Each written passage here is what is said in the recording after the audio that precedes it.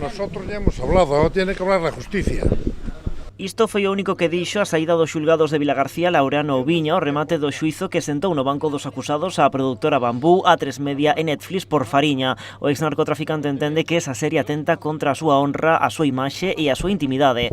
Ramón Campos, representando a Bambú e A3 Media, foi o principal testemuño do xuízo. Reiterou que a serie é unha ficción inspirada no libro Fariña de Nacho Carretero, por certo, testemuña ausente nesta xornada, así como en documentación de hemeroteca, audiovisuais e outras publicacións sobre narcotráfico.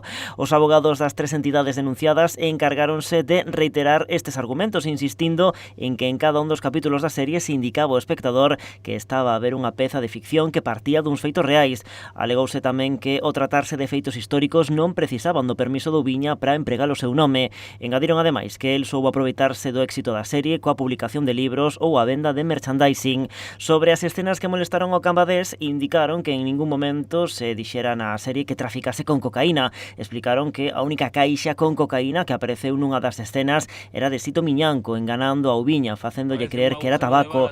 No caso das escenas de carácter íntimo entre Laureano Oubiña e a súa dona Esther Lago, apuntaron que son unha dramatización e que, en todo caso, foi o propio denunciante o que relatara o actor que o interpretaba, Carlos Blanco, algunha desas prácticas, como poñer o teléfono debaixo do colchón cando mantiñan relacións, sabendo que estaba pinchado pola Garda Civil. Pola súa banda, o abogado de Oubiña reclamou unha indemnización de 1,5 millón de euros. O letrado cree que a ficción foi máis alá, vinculando o nome do seu cliente con feitos que non son certos e que lle provocaron danos.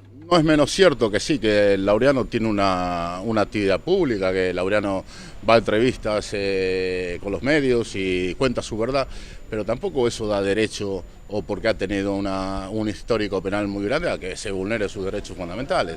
Una persona que ha cumplido con la justicia tiene derecho a reinsertarse, y en este caso yo entiendo que como fuiste malo, tengo derecho a hacer lo que quiera contigo por los niños de la droga. Segundo explicou, a base da denuncia parte dun artigo da Lei de Protección de Marcas. O abogado tira de exemplo. Supongamos, muchos de ustedes son de Pontevedra, ¿no?, que Gaseosa Feijó se pone a fabricar un refresco cola y le pone Coca-Cola. Entonces, ¿qué encontramos? Encontramos que Gaseosa Feijó está vulnerando el derecho de marca, el nombre comercial de Coca-Cola, y tendría una protección. ¿Cuánto más puede tener una persona que se le imputa falsamente un delito? Pola súa banda, a Fiscalía, que só interveu na quenda de conclusións, entende que a serie non supuxo atentar contra o honor de Oubiña, apoiando do mesmo xeito que fixeron as tres empresas denunciadas a liberdade artística e creativa amparada no artigo 20 da Constitución. O xuízo quedou visto para a sentenza.